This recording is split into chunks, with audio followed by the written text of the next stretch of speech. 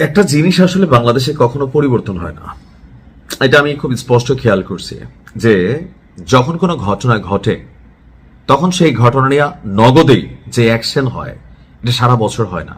আপনাদের খেয়াল থাকার করা কোজনা মেধা এটা নিয়ে ছাত্ররা যখন প্রটেস্ট করলো, আন্দোলন নামলো, দিন শেষে আওয়ামী লীগ সরকার যখন দেখলো যে ক্ষমতা হারাইতে হবে তখন হুট করে তারা এই যে কোটা মেধা এটা নিয়ে যেই দাবিটা ছিল রাতারাতি মাইনা ফেললো। কিন্তু এতগুলো ঘটনা, এতগুলো জীবন, এতগুলো প্রাণ ছুটে গেল, তখন যখন তারা বললো যে আমরা দাবিটা মানছি, যারা আন্দোলনকারী ছিলেন বা সাধারণ জনগণ মনে করলো এটা প্রথমে কেন মানলেন না, মানতে তো পারতেন। এখন দোষ কি শুধু আওয়ামী লীগ সরকারের চরিত্রে? না, এই যে ইউনূস সরকারের চরিত্রটা ঠিক একইভাবে।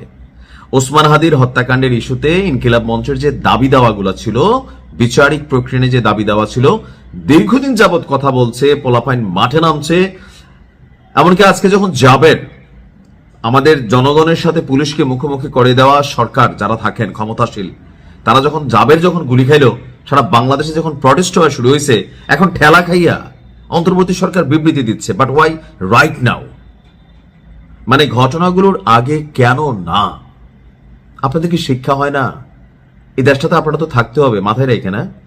আচ্ছা, এখানে কি হয়েছে? হুট করেই হাদির ঘটনার যে তদন্ত জাতিসংঘের আন্ডারে ইনকিলাব মঞ্চের দাবি ছিল, তো জাতিসংঘে চিঠি পাঠাবে অন্তর্বর্তী সরকার। আজকে কিছুক্ষণ আগে জাতিসংঘের সংশ্লিষ্ট দপ্তরে চিঠি পাঠানো হবে বলে অন্তর্বর্তী সরকারের বিবৃতিতে বলা হয়েছে। তো বিবৃতি যদি দিবেনই ভাই, তাহলে জাবেরকে কেন গুলি খাইতে হইল? মানে রক্ত ছাড়া কি এই দেশে কোনো কিছুই আদায় হয় না? বিবৃতিতে বলা হচ্ছে যে শরীফ ওসমান হাদি হত্যার বিচারের দাবিতে 5ই ফেব্রুয়ারি 2026 বিকাল থেকে ইনকিলাব মঞ্চের ব্যানারে রাষ্ট্রীয় অতিথি ভবন যমুনার সামনে বিক্ষোভ শুরু হয়। যমুনা এবং এর আশেপাশের এলাকায় বিক্ষোভ নিষিদ্ধ থাকা সত্ত্বেও, তো নিষিদ্ধ করলো কে? ডক্টর ইউনূসের সরকার। কেন? কারণ এখানে ডক্টর ইউনূস থাকে। তো আওয়ামী লীগের সময় তো একই সিস্টেম ছিল, তখন মনে এখানে নিষিদ্ধ ছিল না, বা থাকলেও ওই যে ক্ষমতাশালী যারা রাষ্ট্রের প্রধান ক্ষমতাশালী তাদেরকে নিরাপত্তা দিতে হবে আমাদের টাকা দিয়েই। এই যে পুলিশ তো আমাদের টাকাই চলে, তাদের বেতন চলে। আর পুলিশের বিষয়ে আমি বারবারই বলি, গরিবের সন্তান চাকরি বাঁচাইতে উপর মহলের অর্ডার ফলো করে। তো বলা হচ্ছে কি, নিষিদ্ধ থাকা সত্ত্বেও আইন শৃঙ্খলা বাহিনী প্রথমে বিক্ষোভকারীদের বিরুদ্ধে কোনো ধরনের বল প্রয়োগ করে। ওই যে গণহারে কথাবার্তা, আইন শৃঙ্খলা বাহিনীকে কেন বিক্ষোভের জন্য মানে চাপ প্রয়োগ করতে হলো, মানে ছত্রভঙ্গ করার জন্য? আপনারা কেন এই বিবৃতিটা আগে দিলেন না? কেন জনগণকে এবং পুলিশকে মুখোমুখি করে দেন? আপনারা পাবলিকের কাছে পুলিশের ভিলেন বানাই দেন, পাবলিক পুলিশের উপর গোস্বা ঝাড়ে, থানা পোড়াই দেয়, জ্বালাই দেয়, পুলিশে মাইরা ফেলে। কারণ এই পুলিশ আবার কখনো বাংলাদেশ পরিবর্তন হইলে দেখবেন এখানে আবার অনেক পুলিশ মারা গেছে। কেন? আওয়ামী লীগ এখন যেভাবে বিভিন্ন থানার ওসিদের, এসপিদের হুমকি দিচ্ছে, আপনাদের বাড়িঘর নোট আসলে কিন্তু তারা নোট রাখতেছে, এমনকি আসলেই এরকম শত শত পুলিশে মাইরা ফেলবে। এটা বাস্তবতা বাংলাদেশে। আমরা এখন কিন্তু এগুলাই দেখবো হয়তো বা। এখন পুলিশে জনগণের সাথে লাগাই দিয়া, রাজনৈতিক দলগুলোর সাথে লাগাই দিয়া, যেই চেয়ারে বসে সে তার নিজস্ব সেফটি চিন্তা করে।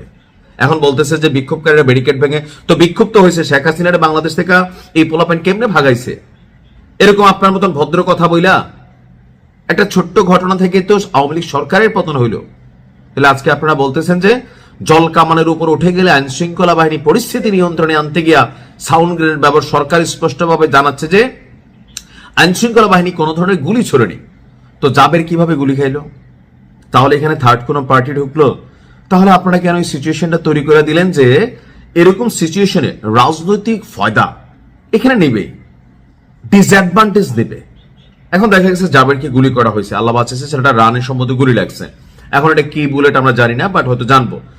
বুকে তো লাগতে পারতো, মাথায় লাগতে পারতো, তখন আপনি কি করতেন? মানে যা আছে আপনাদের সিস্টেম খালি রান হইলে হয়েছে, আমরা গরিব বাঙালি, আমরা এরকম ঘটনাতে মরবো, মাইকটারি খাবো, তারপর আপনারা বিবৃতি দিবেন। আমি মনে করি যে দেখেন কোন রকম পরিবর্তন হয় নাই।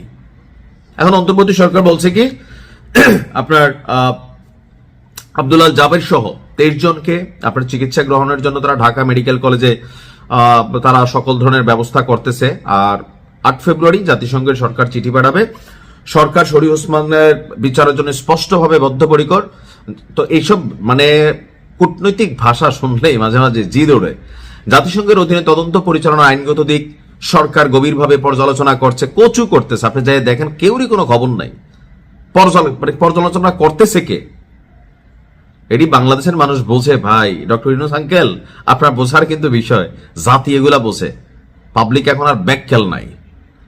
যাই হোক, আমরা মনে করি, এমনকি দেখেন বিক্ষোভকারীদের উপর মাত্রাতিরিক্ত বল প্রয়োগের যে অভিযোগ আসছে তা সঠিক নয়। তা আওয়ামী লীগ সরকারের সময় তো শেখ হাসিনা এগুলোই বলছে, না না না, এই যে তোমরা দেখা যায় গণমাধ্যমে সব ভুয়া মিথ্যা, হাসান মাহমুদ এগুলোই বলতো।